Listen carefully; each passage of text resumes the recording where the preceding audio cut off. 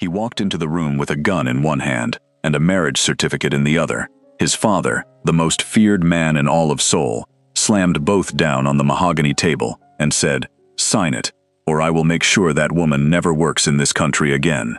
Park Jae-won looked at the certificate. Then he looked at his father. Then, with the kind of calm that only comes from a man who has already made peace with losing everything, he pushed it back. No. The room went completely silent. Outside, the city of Seoul hummed with the kind of normalcy that had no idea at all, that inside this penthouse, a war was beginning. Not the kind fought with weapons or courtrooms, the kind fought with love. And love, as it turns out, is the most dangerous weapon of all. If you have never heard a story that made you question everything you thought you knew about loyalty, love, and what it really means to be a family, stay right here, because this one will change you. Subscribe to this channel right now, hit that notification bell, and let us begin. To understand Park Jae-won, you first need to understand the city that made him. Seoul is a city of contradictions. It is ancient and futuristic at the same time. A place where thousand-year-old palaces sit in the shadow of glass towers, where the smell of street food mingles with the exhaust of luxury cars, where tradition and ambition have been in a slow, unresolved argument for generations. It is a city that rewards performance above nearly everything else. The right appearance, the right connections, the right story told at the right dinner table. Park Sung-jin had understood this from the beginning. He was born in 1960, in a single room in Mapo-gu, the kind of neighborhood that Seoul has since scrubbed out of its skyline but cannot scrub out of its memory. His father was a factory worker. His mother sold vegetables from a cart near the river. They were not poor in the dramatic sense. They were poor in the quiet, grinding, daily sense, the kind where nothing is ever quite enough, and the gap between what you have and what you see others having feels like a physical wound.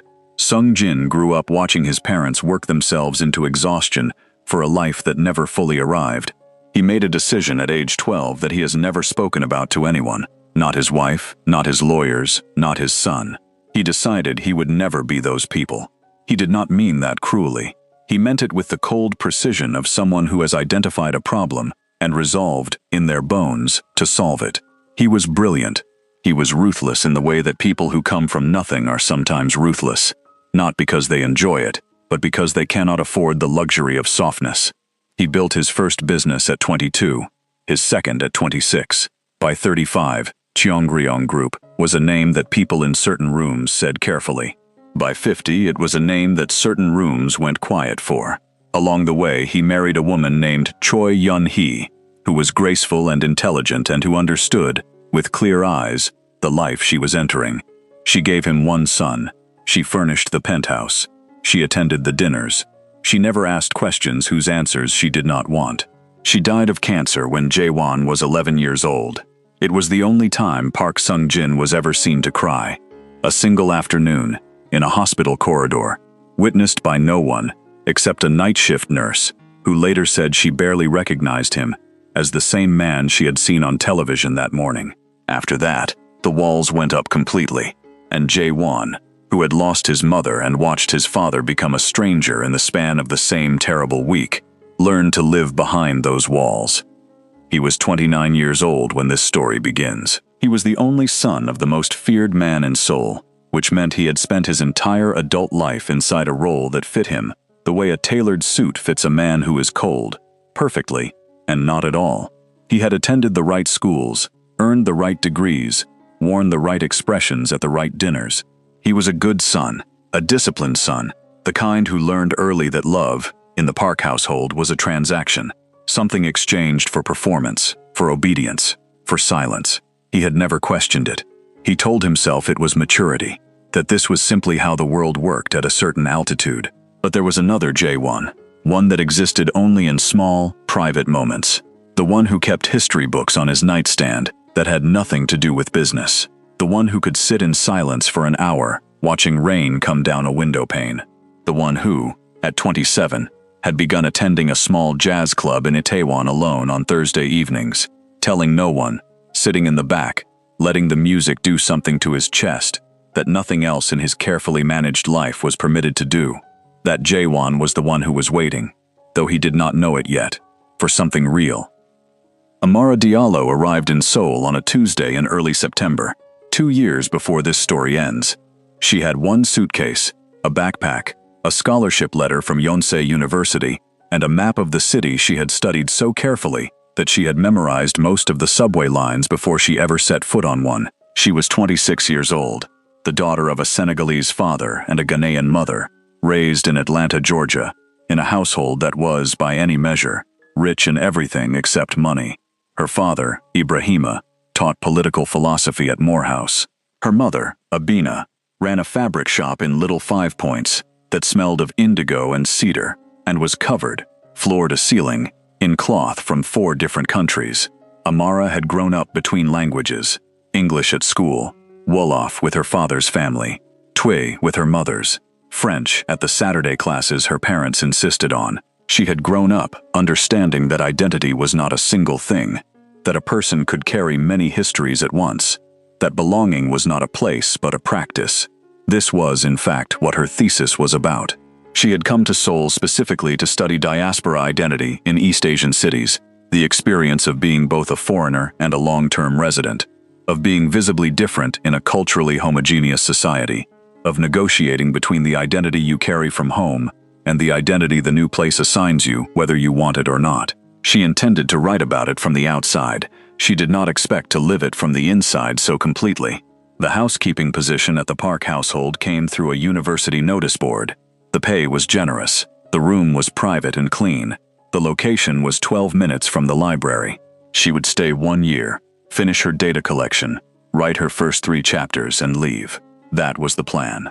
The plans of people who have not yet met the person who will change everything are always very tidy. The house itself was a revelation the first time she walked through it. It occupied the entire top floor of a residential tower in Yongsan-gu, with views that swept across the Han River on one side and the city's twinkling density on the other. It was the kind of place that had been designed by an architect and decorated by someone whose job title Amara didn't know a word for. Everything was precise and cold and enormously expensive. There were rooms she was asked not to enter. There was a full-time security presence she was told to ignore. The household staff were, on the whole, kind to her in the particular way that people are kind to someone they are also quietly curious about. She was the only foreigner. She was the only black woman most of them had encountered in a domestic setting in Seoul. She absorbed their curiosity with the calm she had developed over a lifetime of being visibly different in rooms that hadn't expected her. She did her work. She studied in the evenings. She called home on Sundays. She did not think about Jaewon, because she had not yet truly seen him. The first time she did, really saw him, was on a Tuesday in November. He had come home early from a board meeting, his tie loosened and his temper short, and had gone to the kitchen for something cold to drink. Amara was sitting at the kitchen table with a Korean history textbook open in front of her and a yellow highlighter in her hand, completely absorbed. She did not hear him come in. He stood there for a moment, watching her read. She was mouthing the words softly. Her forehead was creased in concentration. Beside her notebook sat a small fabric-covered journal, in a print he could not identify but that felt, somehow, like it belonged somewhere warm and far away. He poured his drink. She looked up. "Oh." She started to rise. "I'm sorry. I didn't hear you. I'll clear." "Sit down," he said. Not rudely, just plainly. "What are you reading?" She paused, halfway up, then settled back. "The history of the Goryeo dynasty. For my thesis." He looked at the book. "What's your thesis on?" "The intersection of cultural memory and identity formation among diaspora communities in East Asia." She said it the way someone says something they've explained many times but still believe in completely. He didn't respond immediately. He looked at the book, at her notes, which were dense and organized in a way that suggested a person who thought very carefully about what was worth keeping. "That's interesting," he said finally. She looked at him the way people look at someone when they can't yet tell if they're being polite or genuine. He wasn't sure either, but he sat down across from her, and he asked his next question, and she answered it, and the next question, and she answered that one too. They talked for 40 minutes that evening. When he finally looked at the time, he was genuinely surprised. He went to his room. He sat on the edge of his bed. He stared at the wall for a while. He felt something he could not name. Not attraction exactly, though that was there too, quiet and unmistakable. Something larger. The The feeling of having been, for 40 minutes, entirely himself, without performance, without architecture, just present. He had not felt that since his mother was alive. They did not fall in love quickly. That is not how it happened. What happened was slower and more dangerous than that. They began to talk. At first, brief exchanges, a question about the household schedule, a comment about the weather, then longer ones, almost accidental, the way two careful people discover that the other person is also careful, and relax, just slightly, in the relief of recognition. She told him one evening in December about growing up between languages, how she had spent years feeling like she was never quite fluent in any version of herself, too American in Dakar, too African in Atlanta, too formal in one room, and too casual in another. So I studied it, she said, because I needed to understand it, whether that discomfort was something to fix or something to live with. Which was it? He asked. She smiled, a small, private smile. It was something to become. He was quiet for a moment. I have the same feeling, he said slowly, except I've never done anything with it. I've just performed, been whoever the room needed. That's exhausting, she said simply. Yes, he said, and the honesty of his own admission surprised him. It is. She asked him once what he would do if none of this, the empire, the dynasty, the expectation, existed. He thought about it for a long time. I think, he said carefully, I would teach. History, maybe, or philosophy. Something where the questions matter more than the answers. She nodded. You'd be good at that. How would you know? Because, she said, the best teachers are the ones who are still genuinely curious, and you are. She looked at him directly. You ask questions like someone who actually wants to know. He looked at her for a long moment. No one has ever said that to me before, he said. I know, she said softly. I could tell. He began going to the kitchen on evenings when he knew she would be studying. He told himself it was coincidence. Then he stopped telling himself anything and simply went, and they talked, and the hours disappeared. She was teaching him things, not formally, but in the way that people teach each other when they are genuinely interested in each other's minds. He was learning about diaspora history, about the particular emotional texture of living between cultures, about how identity is both something you inherit and something you construct in real time. She was learning from him too, about the inside of a world she was observing from outside, about the way power operates in enclosed systems, about the specific loneliness of people who are surrounded by everything and still somehow starving. It's funny, she said one evening in January, looking out at the city lights. I came here to study displacement, and I ended up understanding it from the inside, in ways I never expected. Do you feel displaced here? He asked. Every day, she said, but not unhappily. Does that make sense? It's like, the displacement teaches me things. It makes everything sharper. He looked at her profile against the city lights. You are the most honest person I have ever met, he said quietly. She turned to look at him. The air between them changed. Neither of them moved for a long moment. Then she looked back at the city. Don't say things like that unless you mean them, she said softly. I mean it, he said. She nodded, very slightly, and did not say anything else. But her hand, resting on the garden bench, moved an inch closer to his. That was all. That was everything.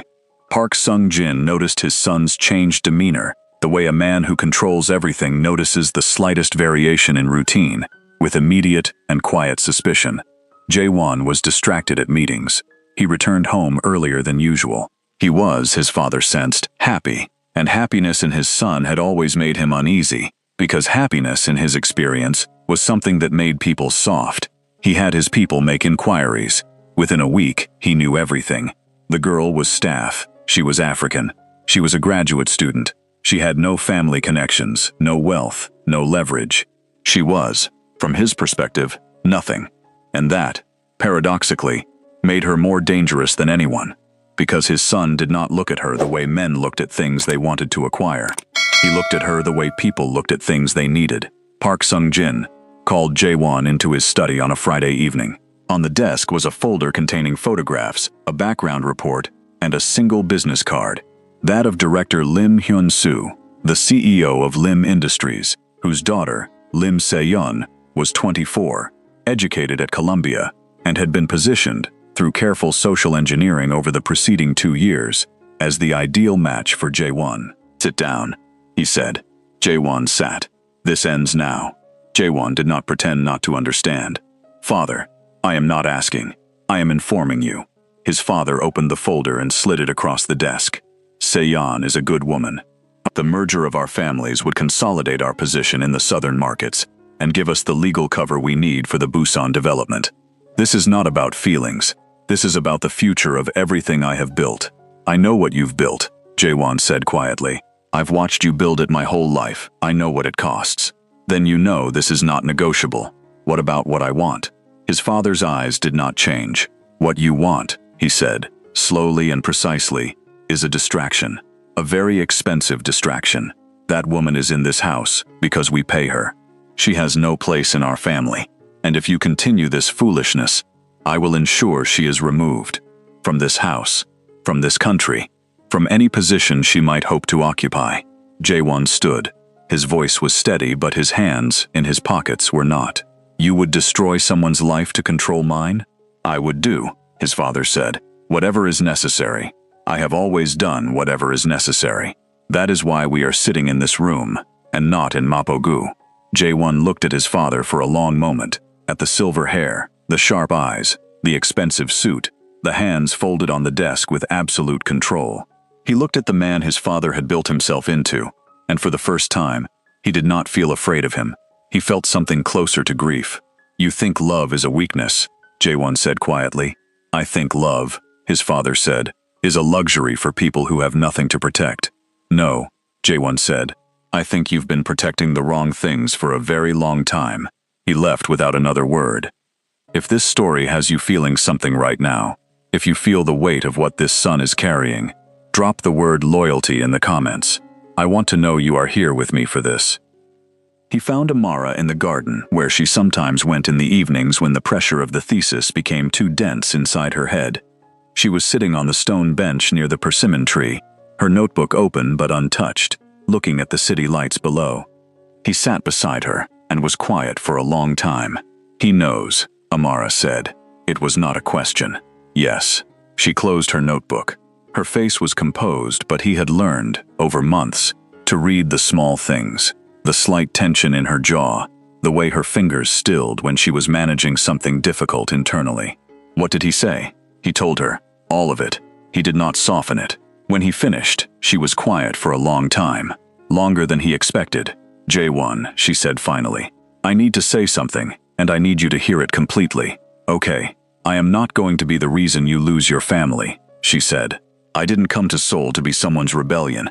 I came to learn something. I've been learning it. What has happened between us is real to me, more real than I expected, and more than I planned for. But I will not let you sacrifice yourself for me. Amara, let me finish. Her voice was gentle but firm, the voice of someone who has thought about this. I have watched you in this house. I have watched you perform a version of yourself for a year, and I have seen, in the kitchen at night, who you actually are. And that person, the real one, he deserves to choose his life.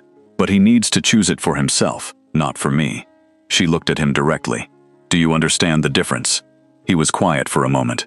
You're asking me if I'm choosing freedom or choosing you? Yes, she said simply. And if I said both, I would say that's not an answer yet. She almost smiled. Ask me again when you're sure. The weeks that followed were the hardest of Jaewon's life. His father increased the pressure methodically. Invitations to events at which Seyeon was conveniently present. Comments at dinner about the Lim family's recent gains. Quiet references to certain business interests that depended on goodwill that could, as his father noted, be withdrawn. Amara's work visa was flagged for a bureaucratic review that should not have been triggered. Her university funding, which had been partially restored, suddenly stalled again. These were not coincidences. They were messages, and everyone understood what they said. Jaewon attended the required events. He was polite to Seyeon, who was neither cruel nor foolish. She was, in fact, sharp-minded and clearly uncomfortable with the arrangement herself, though she was far more practiced than him at concealing it. At one dinner, while their fathers were deep in conversation across the room, Seyeon leaned over and said quietly, "You look like someone attending their own funeral." He glanced at her. "I apologize." "Don't." She sipped her wine. "I feel the same way. I just hide it better." A pause. My father told me you were resistant. He framed it as immaturity. Is it? No, he said. Then there is someone. He didn't answer, but she read the silence fluently. Is she good? Se-yeon asked. Not jealously. Genuinely. The way someone asks who has their own reasons for caring about the answer. He thought of Amara. Of every conversation in the kitchen. Of her hands on the fabric-covered notebook. Of her voice saying, "Ask me again when you're sure." She is the most honest person I have ever met, he said. Se-yeon nodded slowly. She set her glass down and looked straight ahead. Don't waste that, she said quietly. I'm not saying this for you. I'm saying it because I also have someone. And if you find a way out, maybe I can follow. He looked at her then, really looked at her, for the first time, and he saw, behind the composure and the Columbia degree and the perfect posture, a woman who was also trapped. A woman who had also been arranged like furniture in someone else's plan. You will find your way, he said. She smiled. Small, private, almost sad. We'll see. Back at the house, the situation was deteriorating. Amara received the immigration notice on a Wednesday morning. She brought it to him without drama, holding it flat between two fingers the way you carry something you don't want to contaminate. It's a review, she said. Apparently there's a question about whether my work as a domestic employee is compatible with my student visa classification. It's bureaucratic language, but we both know what it is. Yes, he said. He's escalating, she said, not with fear, with the precision of someone assessing a situation. I know. She sat down. He looked at her hands for a moment. Jaewon, she said, I need to tell you something that may be difficult to hear. Tell me. I have been sitting with this for several weeks now, and I have made a decision. She looked at him steadily. If it comes to the point where my staying here causes you to lose everything, your family, your inheritance, your position, your relationship with your father, I will go. I will leave Seoul, finish my thesis remotely, and I will not resent you for it. Amara, I am not finished. She held up one hand. I will do that, because what we have is real, and real things survive distance. But I will not be the stone around your neck. I will not let your father's story about me become true, that I came here and took something from you. Her voice did not waver. So here is what I am asking you, not to save me, but to decide who you are, separately from me, separate from him. Who is Park Jae-won when no one is watching, and no one is threatening, and there is no performance required? He was very still. Because, she said softly, that is the man I fell in love with. And that is the man who needs to make this choice. He looked at her for a long time, and then something changed in his face. Not dramatically, not the way things change in movies. Quietly, the way ice shifts under pressure before it breaks clean. I have something to tell you, he said. Something I have never told anyone. He told her about the corridor, about the 15-year-old boy standing outside the study door, about the conversation he had overheard, and the knowledge he had carried for 14 years like something radioactive, carefully, at a distance, never quite looking directly at it. He told her about the records he had kept, not strategically, not yet, but instinctively, the way a person who has grown up around danger learns to document things without knowing why. He told her about what those records contained. When he finished, the garden was very quiet. Amara sat with what he had said for a long moment. She did not rush to speak.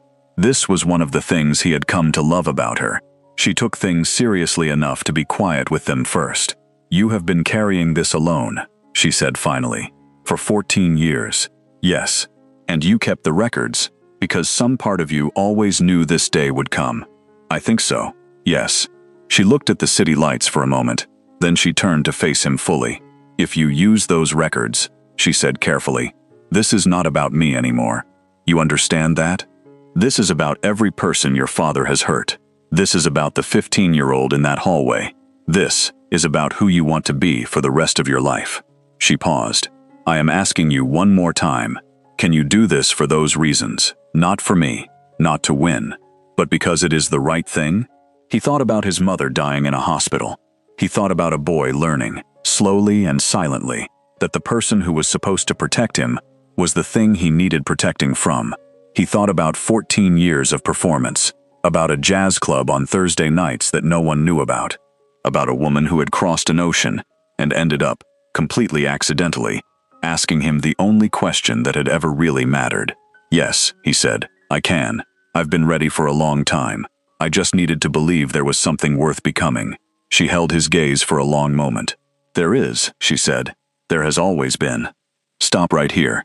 What Jae-won is about to do will change everything. If you haven't subscribed to this channel yet, please do it right now and like this video. We bring you stories that go all the way down to the truth. Subscribe, like, and let's finish this together. The next 3 weeks were precise and methodical. Jae-won worked with a lawyer named Baek Ji-yeon, a woman who had spent 15 years building a practice on exactly the kind of case that no one powerful wanted to see come to light. She was 41, meticulous, and so calm under pressure that she made Jae-won feel, by comparison, like a person who had been panicking his entire life and only just stopped. He organized the documents. He made copies in multiple locations, physical and digital, in places his father's reach did not extend. He worked quietly, in the evenings, after the household went to sleep.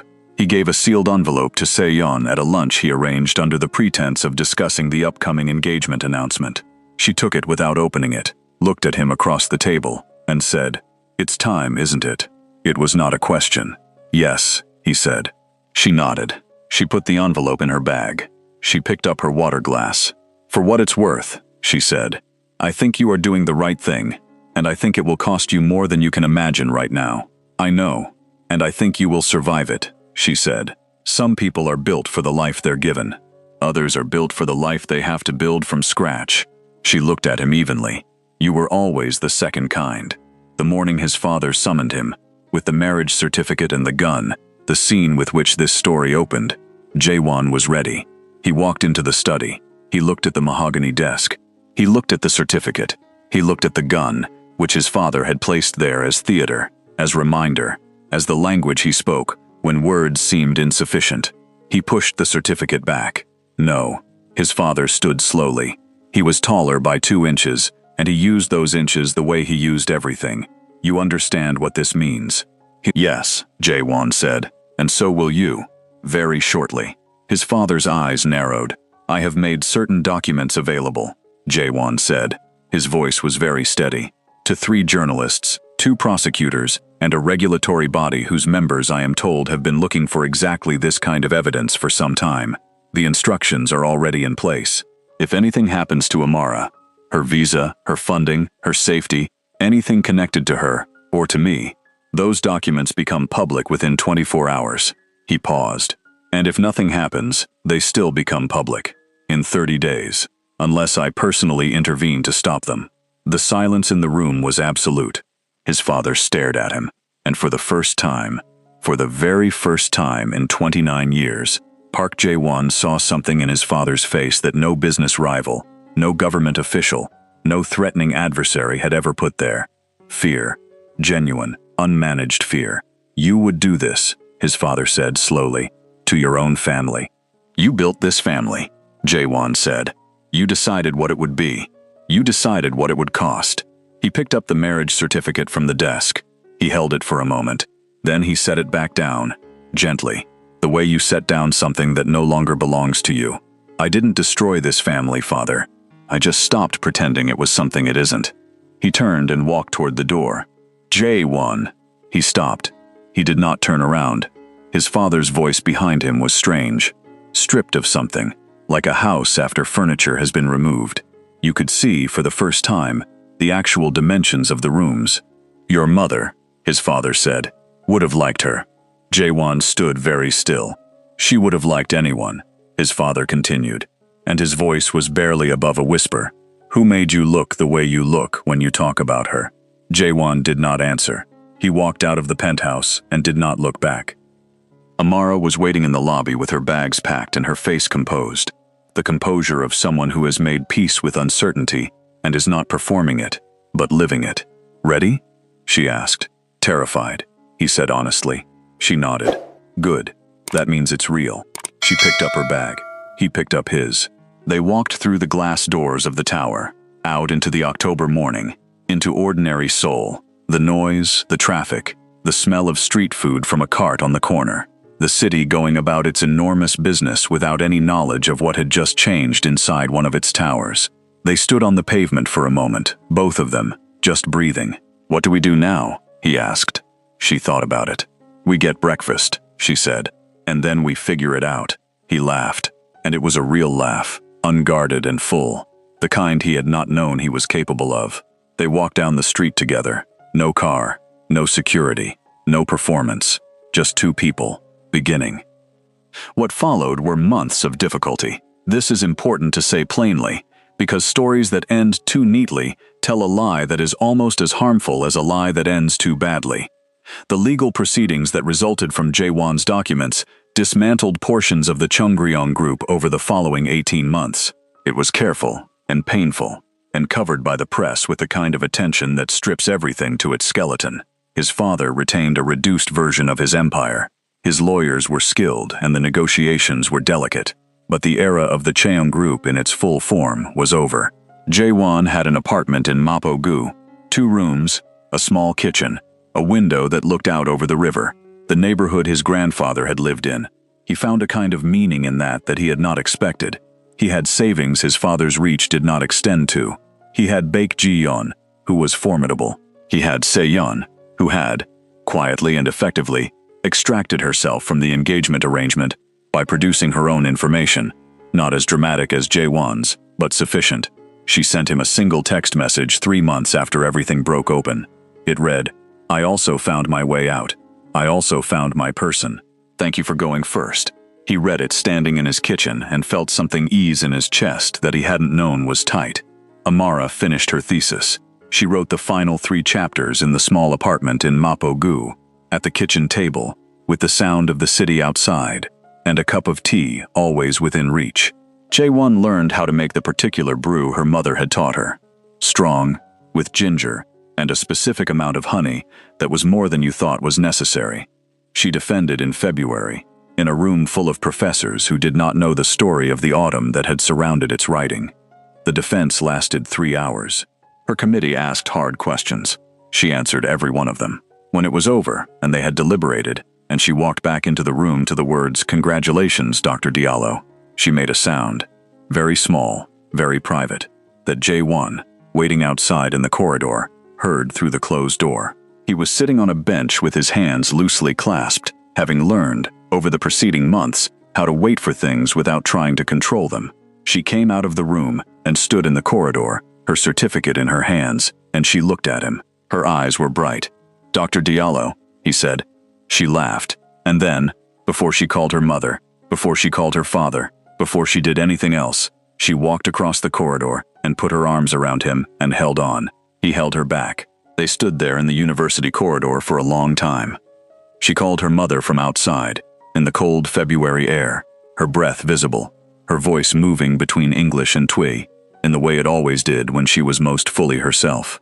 Jae-won stood a few feet away, giving her space, watching her face move through joy and tears and relief, and the particular exhaustion of having finished something enormous. When she hung up, she walked back to him. "My mother wants to know who you are," she said. "What did you tell her?" She looked at him steadily. "I told her you were the person who reminded me that the best things in life are the ones you choose when you have every reason not to." He was quiet for a moment. "That's a very elegant summary." "I'm a doctor now," she said. "I specialize in elegant summaries." He laughed. She laughed. The February cold pressed around them, and neither of them moved to go inside. Park Sung-jin did not speak to his son for 2 years. During those 2 years, Jae-won wrote his father a letter every month. He did not expect a response. He did not receive one. He wrote them anyway. Not to persuade, not to argue, not to maintain any claim on inheritance or relationship.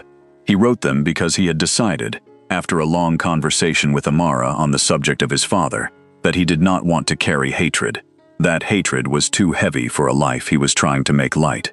The letters were not dramatic.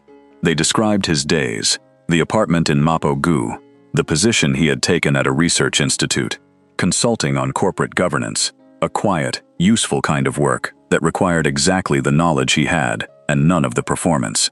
The jazz club in Itaewon he still went to on Thursdays.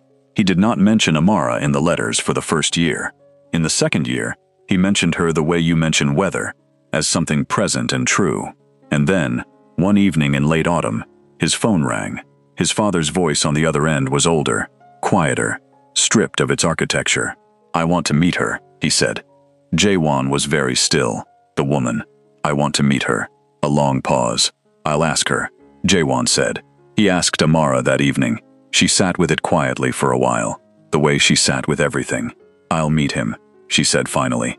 "But I need you to understand something first. Tell me. I'm not meeting him so he can decide whether I'm acceptable." Her voice was calm and clear. "I'm meeting him so he can see what you chose and understand why it was right. Those are completely different purposes." She paused.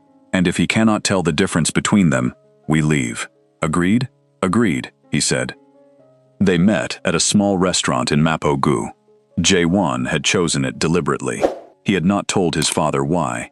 Park Sung-jin arrived precisely on time, in a dark coat, with a composure that was still formidable, but differently textured than before, like a stone that has been in water long enough to lose its sharpest edges. He sat down across from Amara. He looked at her for a moment with the directness of a man who has always assessed situations rather than experienced them. And then something happened that Jaewon had not expected. His father's composure shifted, not dramatically, but visibly, as if, for the first time, he was in the presence of something his usual frameworks did not apply to. "My son tells me," he said carefully, "that you are the most honest person he has ever met." "I try to be," she said. "That is either a very easy thing to say or a very difficult thing to live." He studied her. "Which is it for you?" She considered the question genuinely. "It depends on the day," she said. "On easy days, honesty is just the most efficient path. On difficult days, it costs something. But I've found that the cost of dishonesty is always higher, eventually." He was quiet for a moment. Then, unexpectedly, "Where are you from?" "Atlanta," she said. "Originally, my family is from Senegal and Ghana." "Your parents, what do they do?" "My father teaches philosophy. My mother runs a fabric shop." Something moved across his face, very briefly. A recognition, maybe. Or a memory. "My mother sold vegetables," he said, "from a cart." Amara nodded slowly. "Then you understand something about building a life from nothing." "Yes," he said. "I do." He looked at his hands. "I understood it so well that I let it become everything, and I forgot what the nothing was for." The table was very quiet. "May I ask you something?" Amara said. He nodded. "When you look at your son," she said carefully, "what do you see?" Park Sung-jin looked across the table at Jaewon. He looked at him for a long time, at the man his son had become in 2 years without him, the man who lived in Mapo-gu and wrote letters every month, without expecting an answer, the man who had walked out of a penthouse with a single bag and built something real in its place. "I see," he said slowly. "The person I should have tried to be." The restaurant was very quiet. Amara looked at the old man across the table. She looked at him with the same clear, honest eyes that had once looked at a man in a kitchen and seen past the performance to the person. "It's not too late," she said gently, "to try." He looked at her. Something in his face, not softened exactly, rearranged, like a map redrawn to show the truth. "My son chose well," he said, very quietly, almost to himself. "He chose himself," she said. "I was just there when he did it." They did not become a perfect family that evening. These things do not happen in a single dinner, and anyone who tells you otherwise is selling something. What happened was a beginning. Park Sung-jin began to call his son, at first rarely, then more regularly. The calls were awkward and short, and full of the particular silence of two people who have a great deal to say and no established language for saying it. But they were calls. He came to the apartment in Mapo-gu once in the spring. He stood in the doorway looking at the 2 small rooms and the kitchen with the Han River visible through the window, and he did not say anything for a long moment. Then he said, "I grew up 3 streets from here." "I know," Jaewon said. His father looked at him. "I chose it on purpose," Jaewon said simply. Something passed between them. Not forgiveness. Forgiveness takes longer and is more complicated than a look, but acknowledgement, the beginning of an honest account. Amara made tea. The 3 of them sat at the small kitchen table, the table where she had written her thesis, where they had talked through the long evenings of their first year, where the most important decisions had been made quietly, without drama. They talked for 2 hours. It was not perfect. It was real. And real, Amara had always known, is the only thing that lasts. There is a version of this story that people tell as a scandal, as a fall from power, as the story of a dynasty destroyed by a woman with no connections and no leverage. It moves through certain circles in Seoul still, told in the particular tone people use for cautionary tales. But that is not what this story is. This is a story about a man who was given every reason to stay small inside a life that was built for someone else, and chose, at enormous cost, to grow into himself. About a woman who crossed an ocean not to find love but to find knowledge, and found both, and held them with equal seriousness because she had always understood that they were not so different. About a father who built his walls so high he forgot what he was protecting inside them, and who lived long enough, barely, to begin to remember. It is a story about a question, one question, asked in a garden in Seoul, that once you hear it, you cannot stop applying to your own life. Are you ready to lose everything, and still feel like yourself? Most people are never asked it. They live their entire lives inside the architecture that was handed to them, performing the version of themselves that was decided before they were old enough to decide anything. Those who are asked it, and who answer honestly, are the ones who find out what they are actually made of. Park Jae-won found out he was made of more than his father's legacy. Amara Diallo found out that what she had traveled thousands of miles to understand in books, she had already been living in real time, in a kitchen, in a garden, in the honest language of two people who chose to see each other clearly. And between them, in an apartment in Mapo-gu, with a kitchen too small and a view of the river just right, they built something that no one could take from them, not because it was protected by power or money or the right name, because it was true. And the truth, when you have earned it, when you have paid for it with the things you were most afraid to lose, does not require protection. It simply stands. And that is always enough. This story just proved that the most powerful force in any room is not money, it is not fear. It is not legacy or dynasty or the weight of everything that came before. It is the courage to choose truth when everything around you is telling you to choose convenience. If this story moved you, and I believe it did, here is what I need from you right now. Like this video. Subscribe to this channel if you have not already done so. And drop in the comments the answer to this question. What would you have done in Jae-won's place? When that certificate was on the table, would you have pushed it back? I read every single comment. Your answers matter. Share this story with someone who needs to hear that it is never too late to choose who you really are. Because somewhere right now, there is a person sitting in a room that was built for someone else, performing a life that does not fit, wondering if they are the only one. Send this to them. I will see you in the next story. And trust me, it is already waiting for you.